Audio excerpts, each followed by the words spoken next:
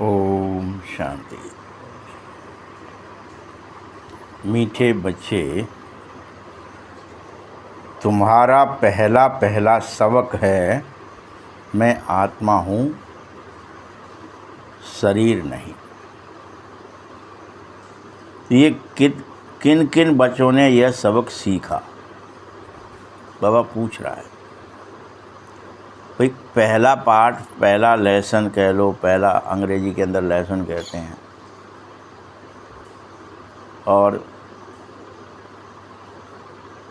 पहला शब्द मतलब समझ लो, कुछ भी पहला है। स्टार्टिंग का मैं आत्मा हूँ, शरीर नहीं, और आत्म अभिमानी होकर ही बाबा की याद रहेगी। दूसरा कोई तरीका नहीं है बाबा की याद का।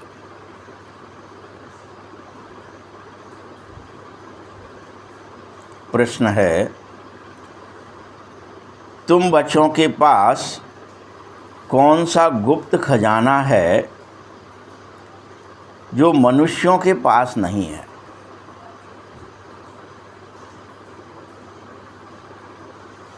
तुम्हारे पास ऐसा कौन सा गुप्त खजाना है जो मनुष्यों के पास नहीं है? उत्तर है, तुम्हें भगवान बाप पढ़ा रहा है, और उस पढ़ाई की खुशी का खजाना।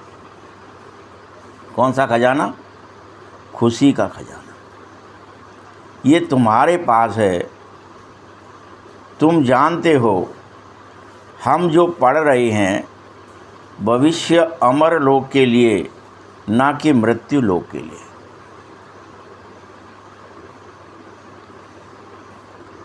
बाबा कहता है, सवेरे सवेरे उठकर घूमो फिरो, लेकिन सिर्फ पहला पाठ जरूर याद रखो, तो खुशी का खजाना ऑटोमेटिक जमा होता जाएगा। पहला पाठ जरूर याद।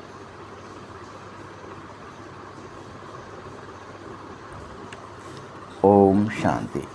बाबा बच्चों से पूछता है, बोलो बच्चे, तुम यहाँ आत्माभिमानी होकर ही बैठे हो ना? बाबा का प्रश्न है सभी से, आपसे। और अपने आप को सदैव आत्मा ही समझकर बैठा करो। मैं शरीर नहीं हूँ, शरीर में स्थित अकाल तखत पर विराजमान हूँ।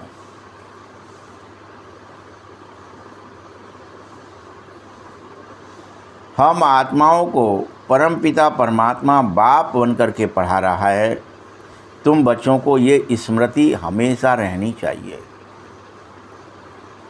हमेशा। हम देह नहीं हैं, हम आत्मा हैं। सदैव ये स्मृति रखो।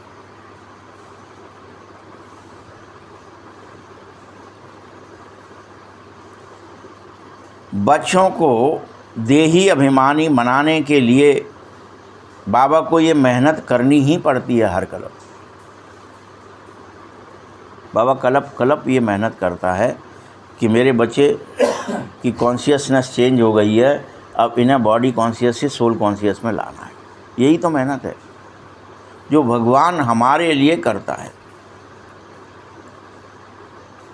बच्चे, तुम आत्माभिमानी क्यों नहीं रह सकते हो? बताओ, क्यों घड़ी घड़ी देह अभिमान में आ जाते हो?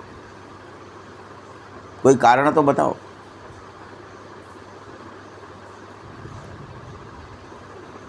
बाबा पूछ रहे हैं, आत्मा के अभिमान में रहो। आत्माभिमानी जब होंगे तो उसकी पहचान है कि बाप की याद स्वतः रहेगी, ऑटोमेटिक आने लगेगी, ऑटोमेटिक।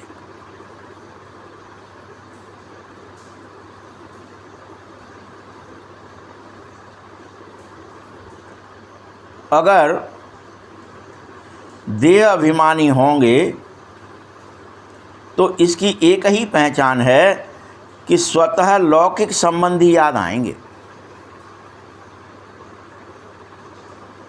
घर परिवार, रिश्ते, नातेदार, या ज़्यादा से ज़्यादा कौन याद आएगा? टेलीविज़न में देखी हुई चीज़ें याद आएंगी, मोबाइल पर देखी हुई चीज़ें याद आने लगेंगी। अब तो ये भी है, पहले तो ये था नहीं ना।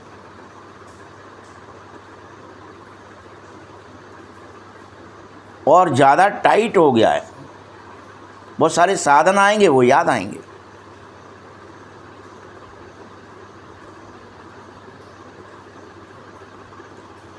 इसीलिए पहला यह शब्द जरूर याद रखो कि हम आत्मा ही हैं, और इसी आत्माभिमान में तुम सब बैठो।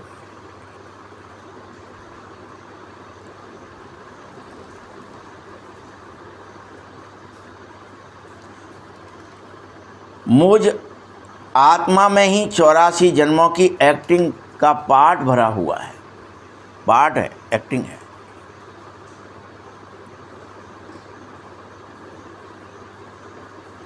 और तुम्हें ये पक्का करना है, बार बार घोंट घोंट के। याद भूलोगे फिर याद आएगा, फिर भूलोगे, ये पक्का हो जाएगा, फिर भूलोगे नहीं। मैं शरीर नहीं हूँ, टेम्परेरी शरीर में विद्यमान हूँ, रहता हूँ, इसमें प्रवेश किया है, ये मैंने धारण किया है ऊपर से। पहले आत्मा हूँ, फिर शरीर रूपी वस्त्र धारण कर लिया है।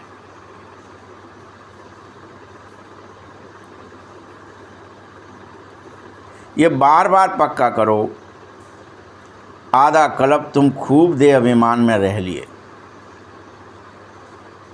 63 जन्म खूब देह खेल लिया तुमने,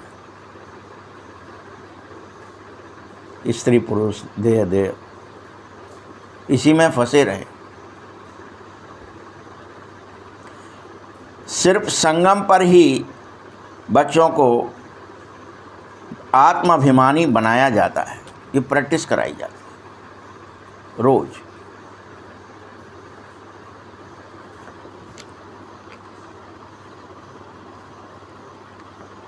तुम अपने को देह समझेंगे तो मेरी याद नहीं आएगी, चाहे कुछ कर लेना। हम कोशिश क्या करते हैं, 63 जन्म भी जब हम भक्ति भी कर रहे थे तो देह समझ करके माला फेर रहे थे, देह समझ के यज्ञ कर रहे थे, तप कर रहे थे, जप कर रहे थे, उपवास कर रहे थे। मैं देह हूँ, मुझे नंगे पैर चलना है, मैं देह हूँ, मुझे ये फलानी चीज़ नहीं खानी है, नहीं पहननी है।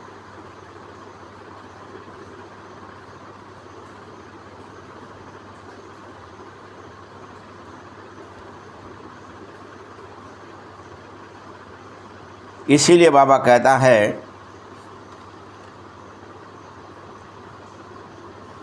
जैसे ही तुम देह को, बाप को याद करते हो तो कभी सिखाया नहीं जा सकता। देह का बाप याद आया तो ऑटोमेटिक उसकी प्रॉपर्टी, उसके अनेक प्रकार के रिश्ते नाते सब याद आ जाते हैं। वो सहज है। अभी तुम मुझ पारलौकिक बाप को याद करो, और उसका एक ही तरीका है, तभी मेरी याद आ सकती है जब तुम आत्म अभिमानी पूरी तरह बन जाओगे, फुल।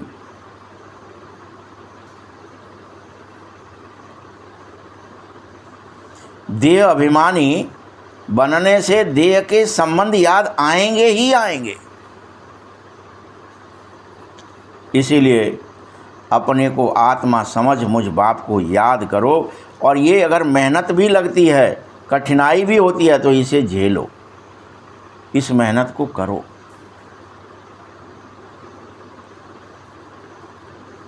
ये कौन समझा रहा है, ये तो समझो। जो हम आत्माओं का बाप है, जिसको सब याद करते हैं, बाबा आ जाओ, आकर के दुख से लिबरेट करो। बच्चे जानते हैं कि इस पढ़ाई से हम अवश्य भविष्य के लिए ऊंचे से ऊंचा बन जाएंगे, सर्वोच्च बनेंगे, नारायण बनेंगे। एक ही पढ़ाई है मात्र, आत्माभिमान हो जाना।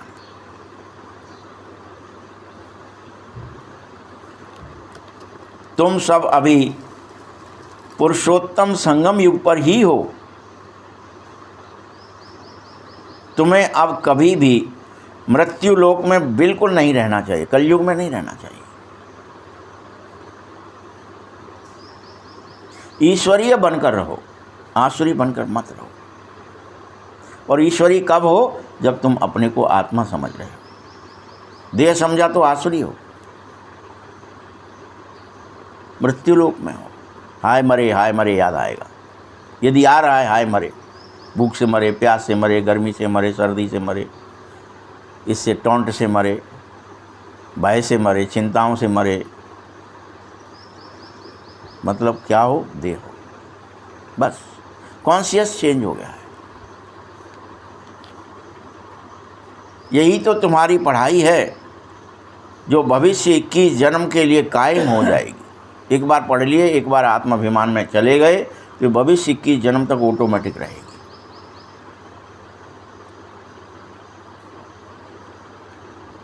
यह पढ़ाई सतयुग अमर लोक के लिए ही पढ़ रहे हो तुम। और अमरनाथ बाबा हमको ज्ञान सुना रहा है। तो यहाँ जब बैठो तो पहले पहले हर हालत में स्वयं को आत्मा समझ करके ही मेरी याद में रहना।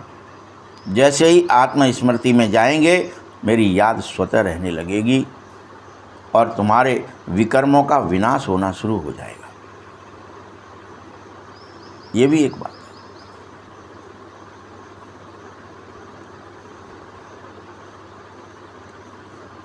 हम अभी सबके सब संगम पर ही हैं।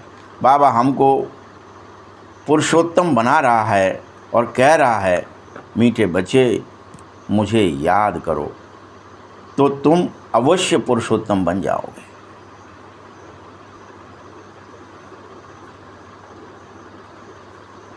मैं आया ही हूँ तुम बच्चों को मनुष्य से देवता बनाने का पुरुषार्थ कराने, मनुष्य से देवता बनाने। तब तक टूकता रहता हूँ, अरे फिर से देह बन गए, स्त्री पुरुष बन गए, देह दुनिया में फंस गए। पहचान यही है, तुम्हें देह दुनिया याद आ रही है, मतलब तुम देह बने बैठे।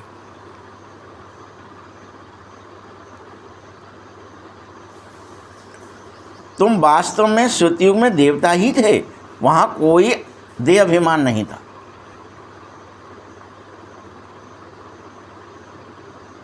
आत्माभिमान था पूरी तरह से। अभी तो तुम सब कुछ जान रहे हो पढ़ते समय कि हम सीढ़ी कैसे उतरते हैं। बार बार जन्मे, बार बार मरे, धीरे धीरे सीढ़ी उतरने लगते।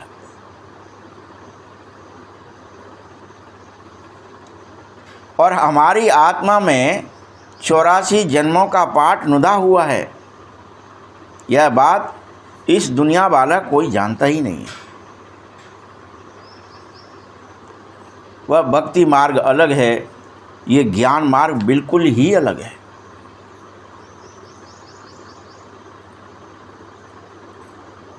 जिन आत्माओं को बाप पढ़ा रहा है, वह जाने और न जाने कोई। जिनको मैं पढ़ाता हूँ बस वही जान सकते हैं सत्य क्या, असत्य क्या।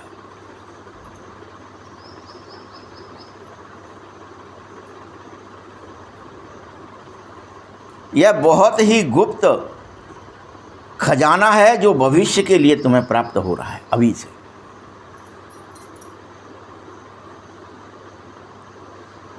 मीठे बच्चों,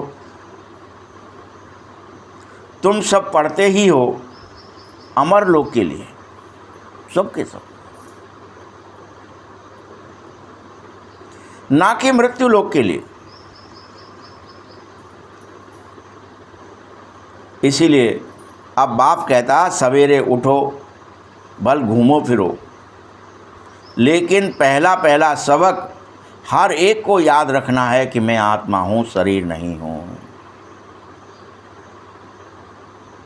जैसे ही आपकी चेतना जागृत होती है, आपको कॉन्शियस आती है कि मैं सो रहा था, जग गया हूँ, खड़े हो जाओ, घूमो फिरो, लेकिन सबक याद आ जाए, ओहो मैं तो आत्मा हूँ, इस शरीर रूपी वस्त्र लेकर के घूम रहा हूँ, मैंने ये पहन रखा है। मैं एक निराकार हूँ, निर्विकार हूँ, निरअहंकार आत्मा हूँ, मैं ज्योति स्वरूप हूँ, निर्विघ्न हूँ, निर्भय हूँ। ये सब स्मृतियाँ आपको लौटें, याद आने लगे। और यह भी याद आए संगम पर कि रूहानी बाबा हमको पढ़ाने आया है, ये याद आए। साथ साथ यह भी याद रहे कि बस दुख की दुनिया अब बदल रही है, बदलनी ही है। सतयुग तो सुख की दुनिया है और तुम्हारे बुद्धि में सारा ज्ञान भर जावे, टपकने लगे।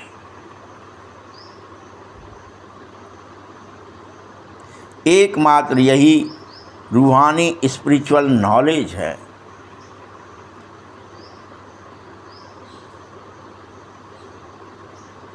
बाप जो ज्ञान का सागर भी है और स्पिरिचुअल पिता भी है, तुम्हारा आध्यात्मिक पिता है बाबा, वही एकमात्र देही का बाप है। हमने उसको क्या कह दिया? देही का बाप, या फिर हमने वैदेही का बाप कहा, जनक का। ये देही का बाप है, आत्मा का पिता है।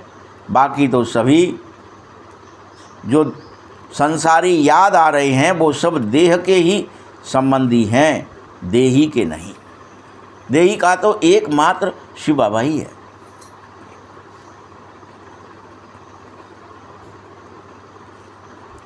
अब तुम सब बच्चे देह के संबंधों को तोड़ दो और सारे नाते रिश्ते मुझ एक से जोड़ लो। एक बाबा दूसरा ना कोई। सारे रिश्ते, माता पिता भाई बंधु सखा, जो भी रिश्ते होते हैं संसार में, बस सब एक बाबा से ही जोड़ो। वही देही का पिता है और देह को याद भी न करो। गाते तो थे मेरा तो एक बाप दूसरा ना कोई, गाने से नहीं चलेगा, रियल करो।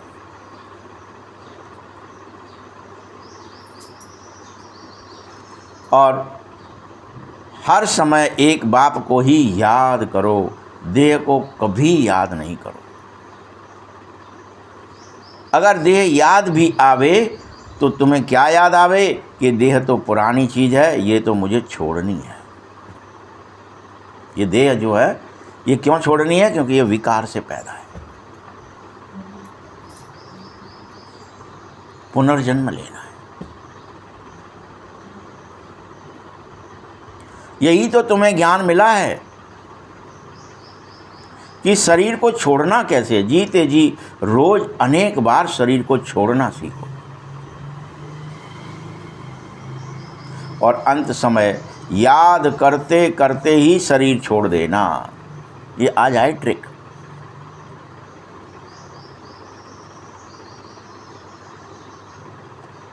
बेहद कठिन लगेगी आपको ये ट्रिक, लेकिन यही सत्य है कि अंतिम समय शरीर छोड़ना है तो याद करते करते बाबा को छोड़ना है।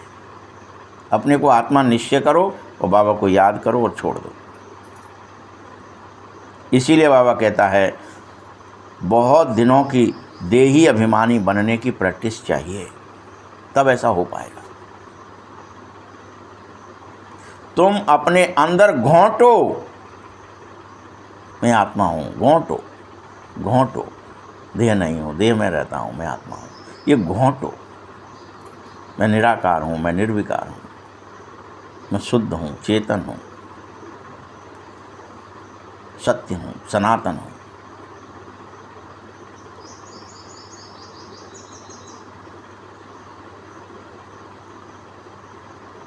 बाप बीज और झाड़ को याद करना है।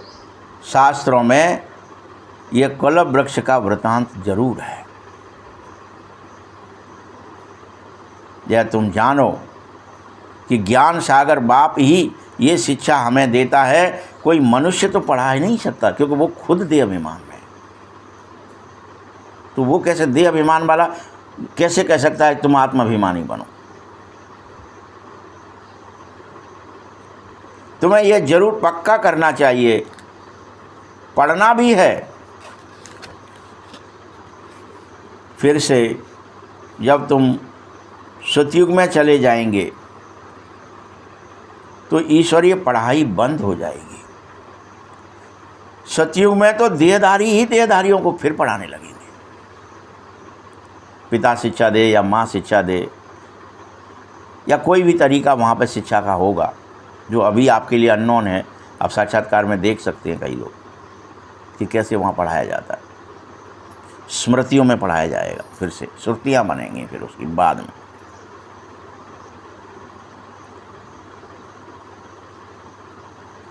यहाँ पढ़ाने वाला देहधारी नहीं है। पूरे कल्प में तो देहधारी पढ़ाते हैं, देहधारियों। बाबा कहते मैं पुरानी देह का आधार लेकर तुमको पढ़ाने आता हूँ।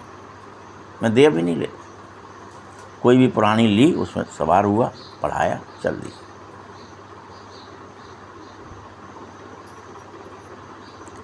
और कल्प कल्प तुमको पढ़ाने आता हूँ। इसी तरह फिर इस कल्प के बाद भी अगले कल्प ऐसे ही पढ़ाऊँगा। ये भी गारंटी दे रहा है। अब तुम मुझे याद करो तो तुम्हारे समस्त विकर्मों का विनाश हो जाएगा। मेरे को याद करते समय यह भी याद करो कि एकमात्र शिव बाबा ही पतित पावन है। ये जरूर याद करो।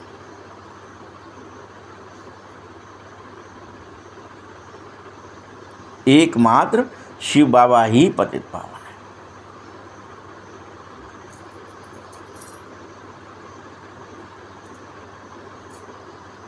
मुझे ही सर्वशक्तिमान कहा जाता है, परंतु याद रखना माया भी कोई कम नहीं है।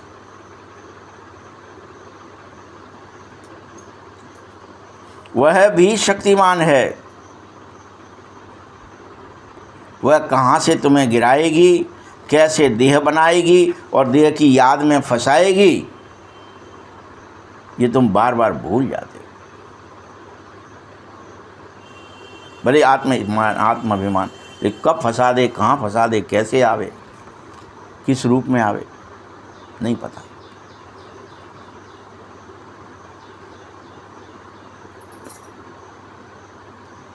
चौरासी के चक्र का भी गायन है ना।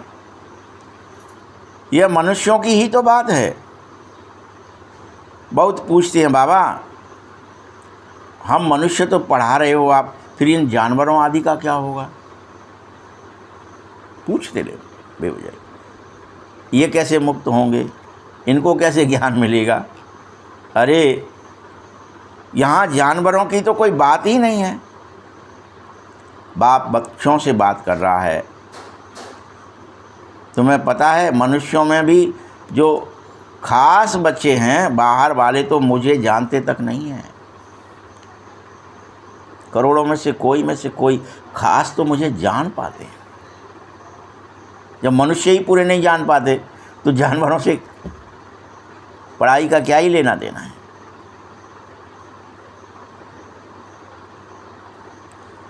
जब मनुष्य नहीं जानते तो भला औरों की तो बात ही क्या करूं।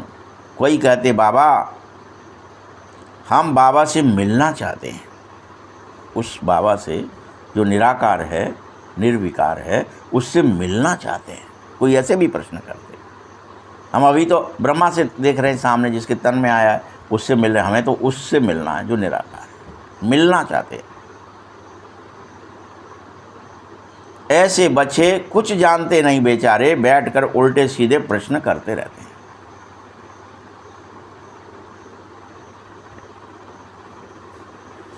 क्योंकि उन्होंने 7 दिन जो कोर्स किया वह पूरा समझा ही नहीं है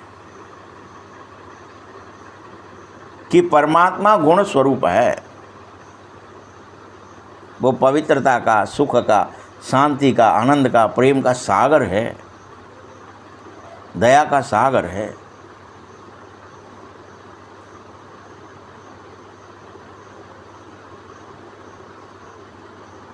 और हमारा बेहद का बाप, सभी आत्माओं का एक पिता है।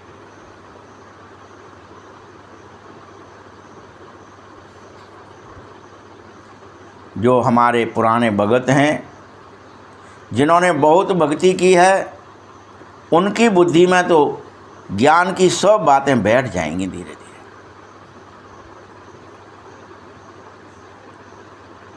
अगर भक्ति कम होगी तो बुद्धि में बात कम बैठेगी, इसीलिए उल्टे सीधे प्रश्न करेंगे।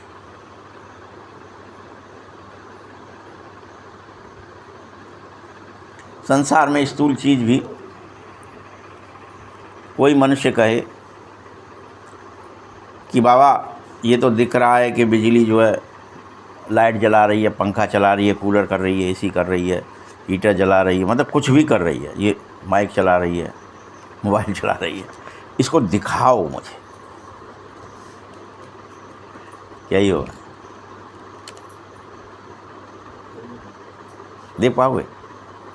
और अगर मान लीजिए कह भी दिया यहाँ पे इस पे हाथ रख दो, दिख जाएगा बाबा, फिर तो करंट का अनुभव टच कराओगे तो झटका लगेगा तो समझ जाओगे और इसमें तो बड़ा भारी दिक्कत है, कुछ है ये। लेकिन देख सकते क्या? अनुभव कर सकते मात्र। जब स्थूल चीज़ें, ये तो इलेक्ट्रॉन तो स्थूल चीज़ है ना भाई, वो तो अति सूक्ष्म अध्यात्म चीज़ है, स्पिरिचुअल है। फिर मैं इंद्रियों द्वारा नहीं देखा जा सकता, कई बार तो बाबा ने कहा है, तो इंद्रिय हूँ। तो यहाँ उल्टे सीधे प्रश्न लोग पूछते बाबा से कि जानवरों को क्या होगा या मनुष्यों का क्या होगा, और हमें देखना है कुछ भी।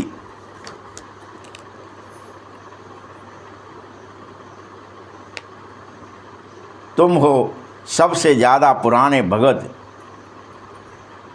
गाया भी जा रहा है कि भगवान भक्ति का फल देने आया है, परंतु किसी को यह थोड़ा ही पता था कि ज्ञान और भक्ति बिल्कुल अलग अलग है।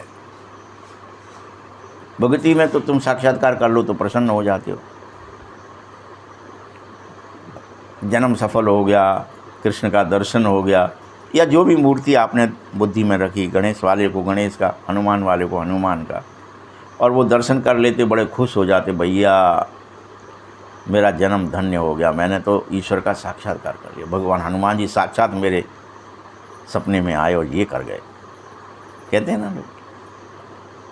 तो ज्ञान अलग ही चीज़ है, भक्ति बिल्कुल अलग चीज़ है। तुमको ये थोड़े ही पता है, सारी दुनिया भक्ति मार्ग में ही पड़ी हुई है अभी भी। करोड़ों में से कोई और कोई में से कोई आकर ही पढ़ पा रहे हैं, ज्ञान में आ रहे हैं, मुरली सुन रहे हैं, आत्माभिमान होकर बैठ रहे हैं और आत्माभिमान की शिक्षा ले रहे हैं।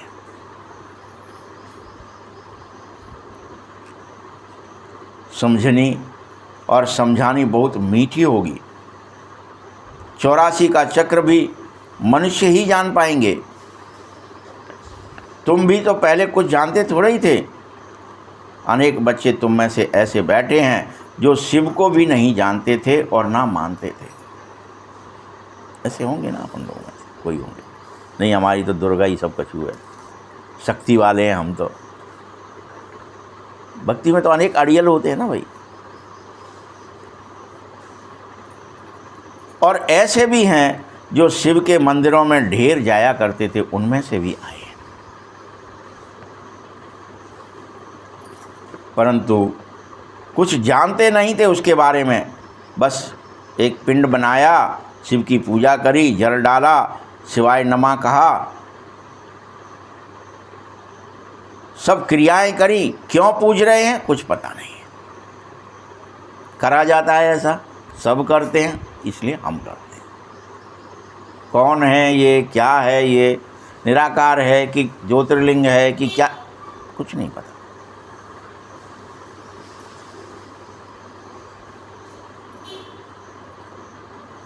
इसी तरह अनेक लक्ष्मी नारायण की भी पूजा करते हैं, वह कहाँ गए कुछ पता नहीं। उनके मंदिर बना दिए, वो कौन थे? भारतवासी ही हैं जो अपने पूज्य को बिल्कुल जानते ही नहीं हैं। क्रिश्चियन लोग तो जानते हैं कि क्राइस्ट फलाने सम्मत में आया था और आकर के क्राइस्ट ने स्थापना की थी, परंतु शिव बाबा को कोई भी नहीं जानते हो, कोई भी नहीं। पतित पावन भी शिव को ही कहा जाएगा और वही ऊंचे से ऊंचा भी है। तुम बच्चे शिव की सबसे ज़्यादा सेवा करते थे।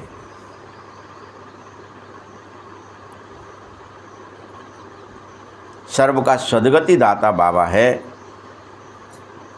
अब देखो वह ऊंचे से ऊंचा तुमको कैसे पढ़ा रहा है। देखो उसे, स्वीकार करो, फील करो।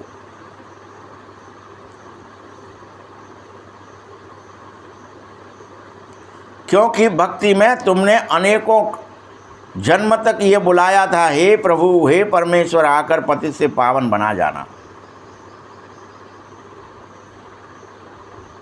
हमें पवित्र बनाओ प्रभु।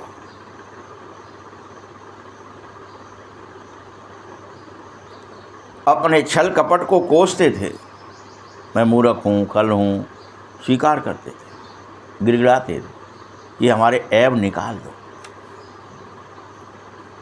मंदिरों में कितना पूजा और पाठ किया करते थे, कितने धूमधाम से खर्चा करते थे, हमारी तरफ से भंडारा, हमारी तरफ से फलाना, ये सब किसने किया? आपने ही किए अनेकों जन। दान पुण्य, ये छत्र चढ़ा दो सोने का, ये फलाना कर दो, खूब धूमधाम से खर्चा किया। वो खर्चा अगर देखना है तो श्रीनाथ के, जगन्नाथ के मंदिरों में जाकर देखो, अनेकों मंदिरों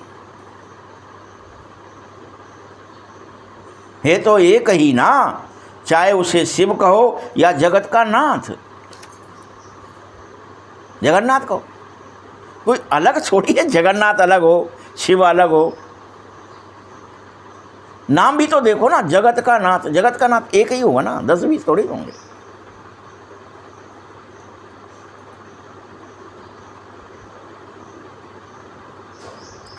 उस जगन्नाथ के पास जाते हैं, चावल का हांडा चढ़ाते हैं। तो कोई श्रीनाथ पर जाते तो बहुत माला माल करते, 56 भोग लगते।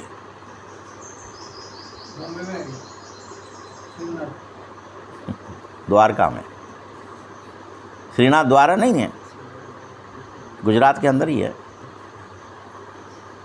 फर्क बहुत होता है। कारण चाहिए, श्रीनाथ और जगन्नाथ दोनों को ही लेकिन काला बना दिया है। चाहे श्रीनाथ हो, भले ही 56 भोग खाता हो और भले ही सिर्फ चावल खाता हो, दोनों को काला बना दिया है और कोई भी उसका कारण कुछ नहीं समझ सकते, न समझाते हैं कि काला क्यों बनाया। शिव को भी काला ही बना दे, पत्थर जो होगा शिव जी वाला काला हो।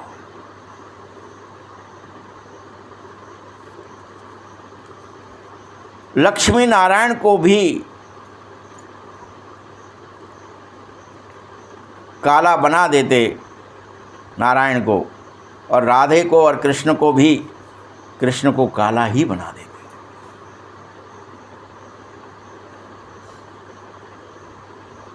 परंतु किसी को ये पता नहीं है कि राधा कृष्ण या लक्ष्मी नारायण का संबंध क्या है, कौन है ये कोई जानता तक नहीं है।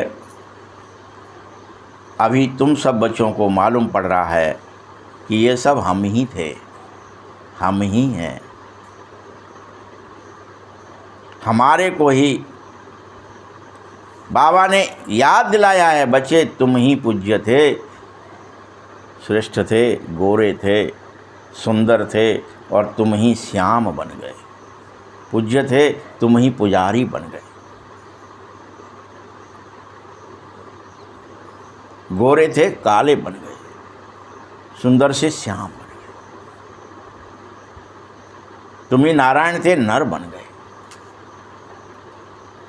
तुम ही ईश्वर थे, असुर बन गए। ये सब बात अब तुम बच्चों को मालूम पड़ी है कि ये सब तुम ही हो, तुम्हारी स्थितियां हैं ये काली और गोरी। तुमने ही चक्र लगाया है अच्छाई और बुराई का, सुख और दुख का, कोई और नहीं है ये। अपन सोच रहे हैं अच्छा वो लक्ष्मी नारायण राधा कृष्ण थे इसलिए बाबा ऐसा कह रहा हो। बाबा क्या कह रहा है कि ये हम ही थे, तुम स्वीकारो। तुम इस चक्कर में भी मत फंस जाना कि लक्ष्मी नारायण राधा कृष्ण फिर ये फलाने पर डिकाने, उनका ये रूप, उनका ये रूप, वो अवतार। हम सब फिर से जब ये स्वीकार लोगे कि हम ही थे, तो तब ये स्वीकारो कि हम सब फिर से मनुष्य से देवता बनने के लिए पढ़ रहे हैं।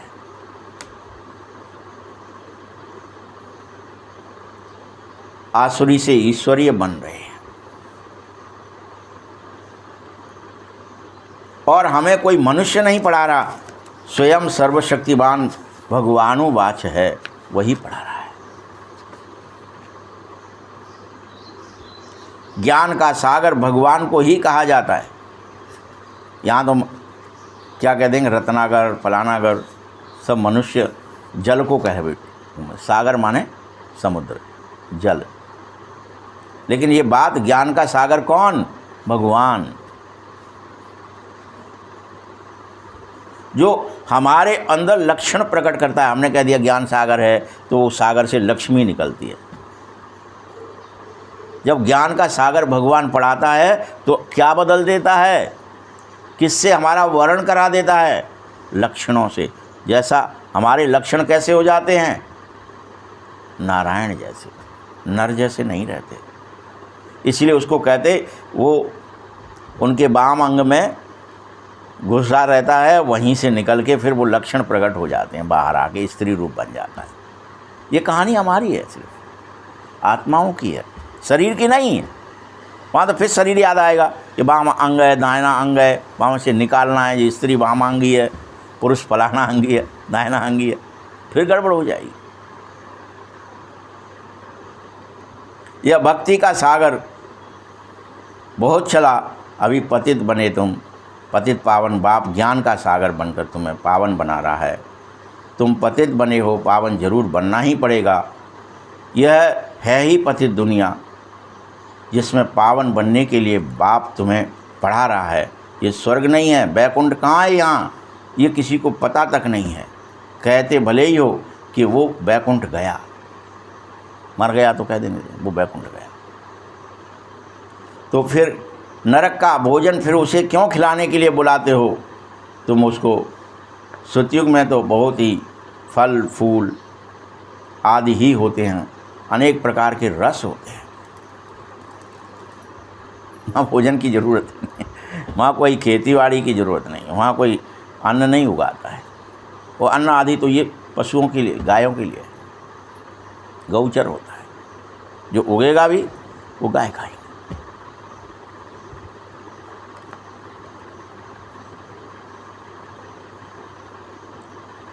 फिर नरक का भोजन आदि क्यों करना है? बाबा तुम्हें स्वर्गवासी बना रहा है। बच्चे बार बार पति से पावन बनने का ही पुरुषार्थ करो रोज। और एक ही पुरुषार्थ है मेरी याद। बाबा युक्ति बताता है, कलप कलप मैं तुम्हें युक्ति ही तो बताता रहता हूँ। क्या युक्ति है? कि मुझे याद करने से तुम्हारे पापों का बोझ भस्म हो जाता है। बस ये युक्ति है। करना कौन है याद? पाप भस्म हो जाते हैं। तुम जानो कि हम रियल में पुरुषोत्तम संगम युग पर बैठे हैं। तुम ही कहते हो बाबा, हम 5000 वर्ष पहले भी यहाँ ब्राह्मण बने थे, ज्ञान सुना था, मुरली सुनी थी और उसका आचरण किया था। सिर्फ सुना नहीं था, क्या किया था आपने? जो आचरण सो नर न गनेरे। जो आचरण करने वाले लोग होते हैं वो ज़्यादा नहीं होते हैं, घनेरे नहीं होते हैं, बहुत थोड़े होते हैं। सुनने वाले बहुत होंगे, लेकिन आचरण करो। यह जानो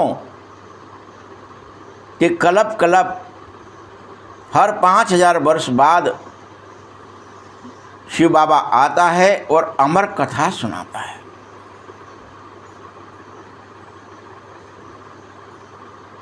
वह अमरनाथ है। बाकी ऐसा नहीं है कि पार्वती को बैठ कथा सुनाऊंगा। तुम सब भक्तियाँ, जो भक्त हो वही पार्वतियाँ हो, जिनमें श्रद्धा है, विश्वास है, वह पार्वती, उनको सुनाता।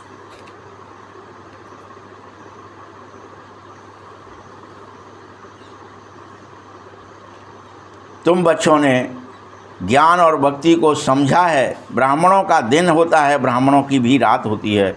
बाबा समझाते हैं, तुम सब ब्राह्मण हो ना।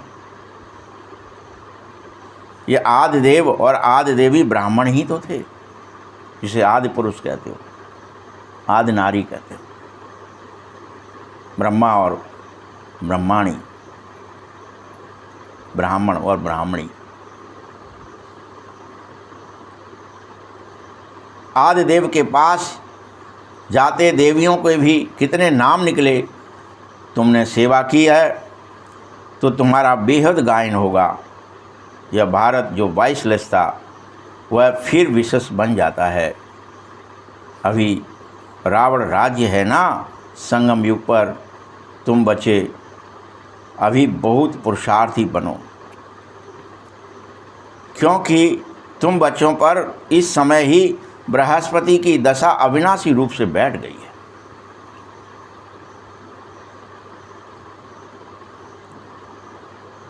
और तुम सब अमरपुरी के मालिक बन गए हो।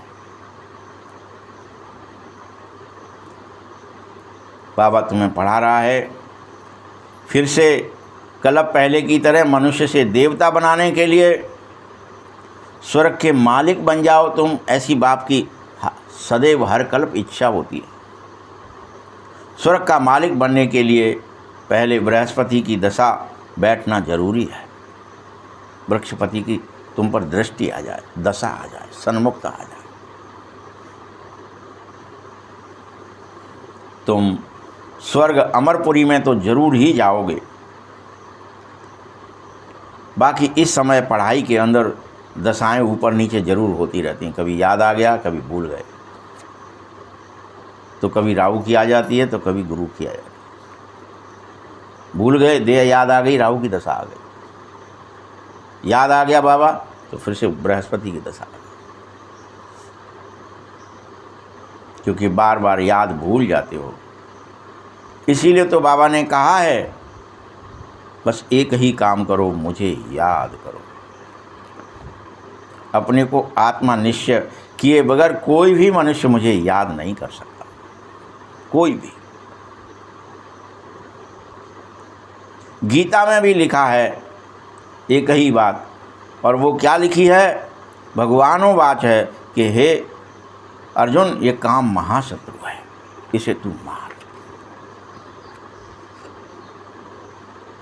तुम यह पढ़ते भी हो, परंतु विकारों को जीतना नहीं चाहते हो, बस पढ़ लेते हो। गीता तो पढ़ी है ना, द्वापर से बनाई है, पढ़ी है, गीता ज्ञान सुना है, लेकिन उसमें ये शब्द कभी यूज नहीं किया कि भगवान ने कब कहा, ये भी भूल जाते हो। ये तो कहते हो कि 5000 वर्ष पहले का, लेकिन उसे क्या कह देते हो? द्वापर के एंड में कहा। ये नहीं कहते कि 5000 वर्ष पहले कहा, मतलब कल्प पहले कहा। यही भूल गए कि भगवान आया 5000 वर्ष पहले, उसने हूबहू यही कहा कि काम महाशत्रु इसे मारो। अब फिर से भगवान एक ही बात कहता है, वही कह रहा है फिर से, काम महाशत्रु है, इसको जीतो। 5000 वर्ष हो गए, फिर आ गए, फिर कह रहा है, क्योंकि ये काम ही है जो मनुष्य को आदि मध्य अंत दुख देता है। ये काम ही है। मुख्य काम की बात है, इस पर ही तुम्हें पतित कहा जाता है। अब तुम्हें पता चल गया ना कि ये चक्र तो फिरता ही है बच्चे। हम पतित बन जाते हैं, फिर आकर बाबा हमको पवित्र बनाता है, पावन बनाता है। यह ड्रामा ही ऐसा है। बाबा बार बार कह रहा है, पहले पहले अल्फ की बात याद करो। श्रीमत पर चलने से तुम अवश्य श्रेष्ठ बन जाओगे। यह भी तुम बच्चे समझो कि हम पहले पहले क्या होते हैं? पहले पहले श्रेष्ठ होते हैं और फिर धीरे धीरे भ्रष्ट बन जाते हैं। इस समय सब एक दूसरे से बात करते में, व्यवहार करते में, कर्म करते में, बोलचाल में क्या ही कहते, बड़ा भ्रष्टाचार है। क्या ही कहते हो? बीच बीच में सरकार का बड़ा भ्रष्टाचार है, फलाने ऑफिसों में बड़ा भ्रष्टाचार है। भ्रष्ट बन गए हम। क्या ही बन गए? क्या थे हम? श्रेष्ठ थे। क्या बन गए? भ्रष्ट बन गए। आचरण हमारा भ्रष्ट हो जाता है। अब फिर से श्रेष्ठ बनने का पुरुषार्थ करो, सबके सब। कहो मत सिर्फ कि भ्रष्टाचार है, भ्रष्टाचार। तुम खुद श्रेष्ठ बनो और देवीय गुण धारण करो। किसी को भी अब दुख मत दो, ये प्रतिज्ञा करो। मैं न खुद को न दूसरे को दुख नहीं दूंगा, ये प्रतिज्ञा करो। और ये मत दो, मतलब ये नहीं प्रतिज्ञा कर ली फिर दे रहे, नहीं। सबको सुख का रास्ता बताओ। बाबा बार बार कहता है, जो कोई भी मुझे याद करेगा उसके पाप जरूर कट जाएंगे। ये बात मानो। पाप काटने का कोई दूसरा तरीका नहीं होता है, कोई मंत्र नहीं होता है, कोई यज्ञ नहीं होता है, कोई क्रिया नहीं होती है। याद। पतित पावन तुम बच्चे ही कहे जाओगे। यह कोई को पता ही नहीं है कि पतित से पावन आकर भगवान बनाता कैसे है। कल्प पहले भी बाबा ने कहा था, माम एकम याद करो। कल्प पहले भी क्या कहा था? मैं एक हूँ तो मुझे याद करो। यह योग अग्नि है जिससे पाप पूरी तरह भस्म हो जाते हैं, दग्ध हो जाते हैं। तुम्हारे अंदर से खाद निकलते ही आत्मा पवित्र बन जाती है।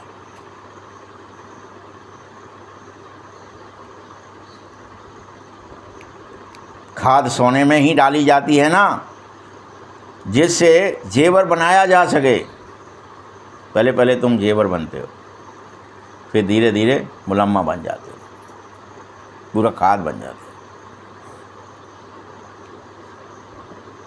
तुम बच्चे को बाबा ने समझाया है। देखिए, अब बाबा चूँकि जौहरी था तो वो उदाहरण जो देता वो काहे के देगा, इसलिए ऐसे उदाहरण थे।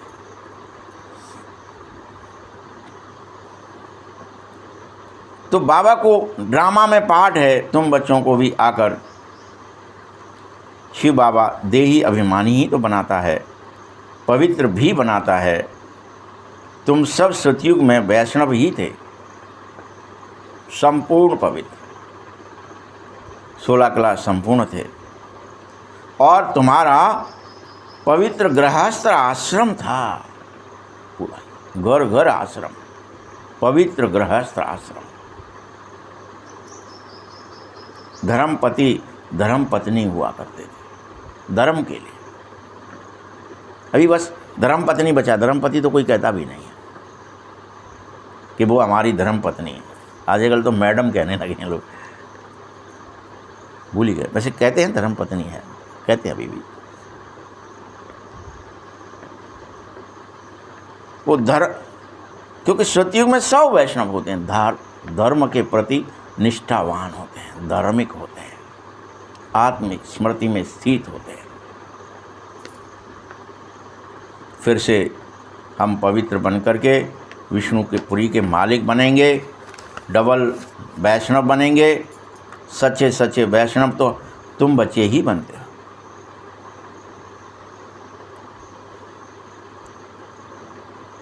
यहाँ जो वैष्णव हैं वो विकारी वैष्णव धर्म हो गया है। अभी कहते हैं लोगों ने हम भी वैष्णव हैं, शुद्ध शाकाहारी हैं, फलाना है ठिकाना है, लेकिन वो कैसे हो गए? विकारी वैष्णव हैं, कामी हैं, क्रोधी हैं, लोभी हैं, लालची हैं, झूठे हैं, छली हैं, कपटी हैं, बेईमान हैं, चोर हैं, उचक्के हैं, क्या क्या है। वो कह रहे हैं वैष्णव। तुम सब निर्विकारी वैष्णव बन जाते हो, निर्विकारी वैष्णव।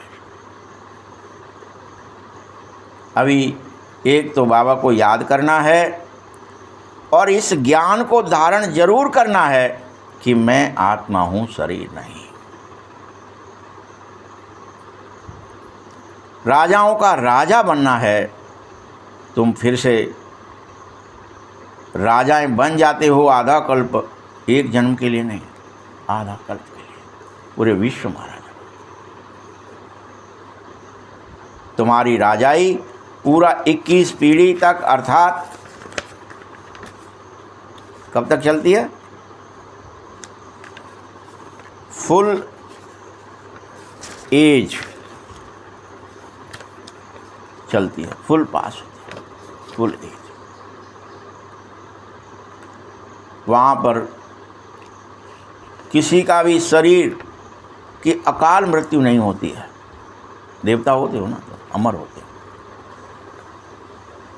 तुम काल पर जीत पाते हो। तुम्हारा जब उस शरीर की एक्टिंग का समय पूरा हो जाता है तो समझते हो कि अब यह पुरानी खाल छोड़ करके मुझे नई लेनी है। खूब होश हवास ये बात का रहता है, ये खाल छोड़ना है, दूसरा पहनना है, ये पुराना हो गया। और तुमको बाकायदे साक्षात्कार भी होता है उस समय, हम फलां घर जाके जन्मेंगे, फलां पद पाएंगे, वहाँ बात करो आकर खुशी खुशी। इसीलिए जब तुम शरीर छोड़ते तो खुशी में बाकायदा गाजे बाजे बजाए जाते हैं, खूब ढोल धमाके, दुख नहीं मनाता।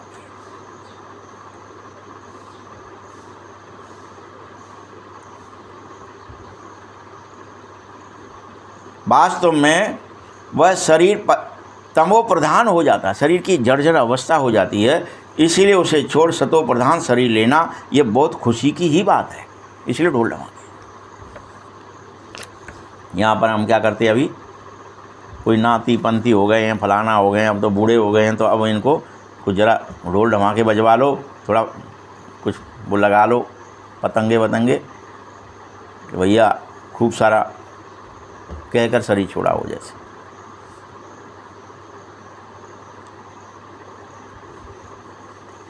वहाँ 150 वर्ष की आयु तो एवरेज होती है।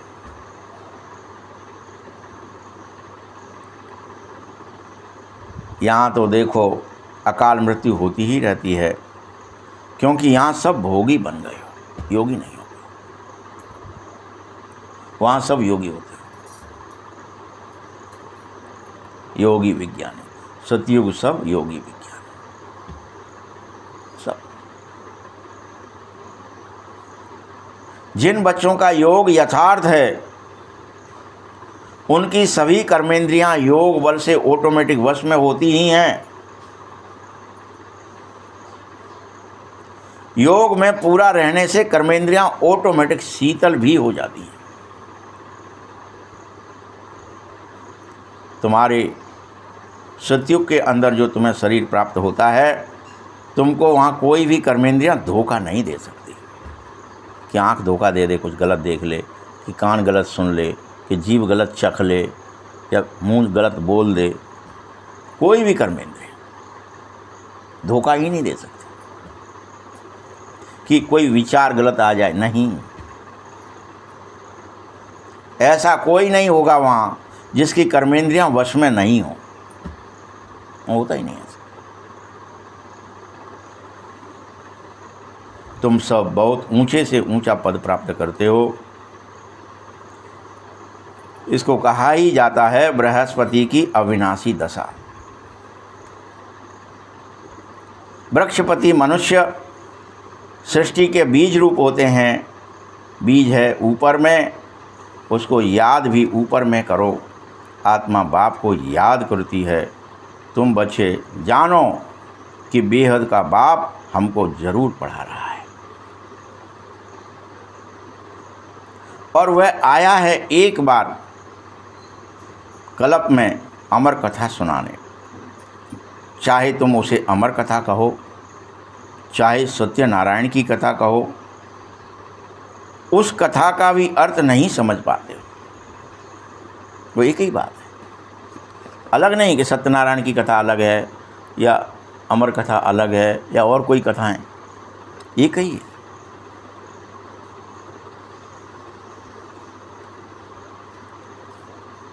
अमर कथा, सत्यनारायण की कथा, इस सत्य की कथा नर से नारायण बनाने वाली होती है। अमर कथा से अमर बनते हो, अर्थात तुम्हें अमरता याद रहने लगती है कि हम अजर अमर अविनाशी आत्मा हैं। हम आत्मा में एक्टिंग भरी है, शरीर तो मरते ही रहते हैं, आत्मा अमर है, ये याद रहता है। इसीलिए अमर कथा कही है। बाबा बार बार एक बात जरूर क्लियर कर समझा देता है कि तुम अमर नाथ के बच्चे अमर हो। आत्मा कभी मरती नहीं है। Energy neither create nor destroy. अब कहा है, ये तो तुम हमेशा से जानते थे कि तुम आत्मा एक शक्ति हो, एनर्जी। अच्छा, मीठे मीठे सखी हृदय बच्चों प्रति माता पिता बाप दादा का याद प्यार और गुड मॉर्निंग। रूहानी बाप की, रूहानी बच्चों को नमस्ते। रूहानी बच्चों की भी बाप दादा को बहुत बहुत याद प्यार और नमस्ते। धारणा के लिए मुख्य सार है, योग बल से अपनी सभी कर्मेंद्रियों को वश करना ही है, करना ही है।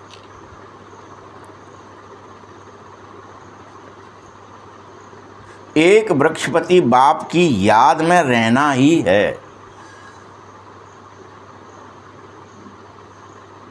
सच्चा वैष्णव अर्थात पवित्र बनना ही है। दूसरा पॉइंट है, सवेरे उठकर पहला पाठ जरूर पक्का करो कि मैं आत्मा हूं, शरीर नहीं। फिर से बाबा मुरली तो रिवाइज ही होती है ना, मतलब धारणा के पॉइंट, क्या धारणा करना है इस मुरली से। मैं आत्मा हूं, शरीर नहीं। हमारा रूहानी बाबा हमको पढ़ा रहा है,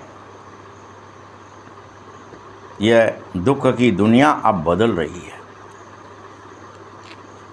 ऐसे बुद्धि में सारा ज्ञान तुम्हें स्मरण रहे, सिमरण रहे, स्मरण रहे, याद रहे। वरदान है, हर खजाने को कार्य में लगाकर पद्मों की कमाई जमा करने वाले पद्मा पदम भाग्यशाली भव।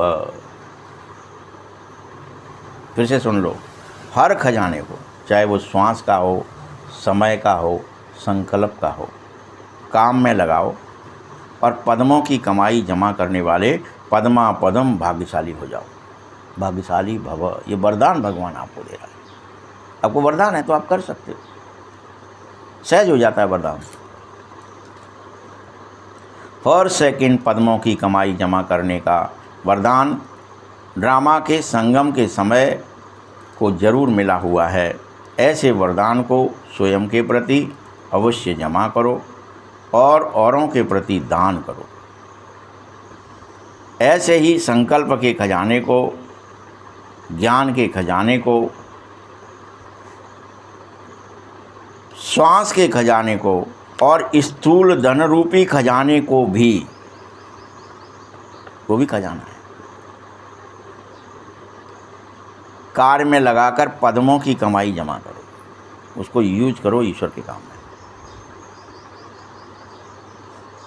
क्योंकि अब बाबा इसका उदाहरण दे रहा है, क्योंकि इस समय स्थूल धन भी ईश्वर अर्थ अर्पण करने से एक नया पैसा एक रतन के समान वैल्यूएबल हो जाएगा।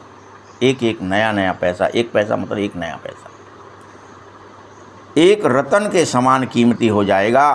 वो इन सभी खजानों को स्वयं के प्रति और सेवा के प्रति कार्य में लगाना ही चाहिए, तो पद्मा पदम भाग्यशाली अवश्य बन जाओगे। समय, श्वास, संकल्प के अलावा कौन सा खजाना बोल दिया आज? स्थूल धन का खजाना।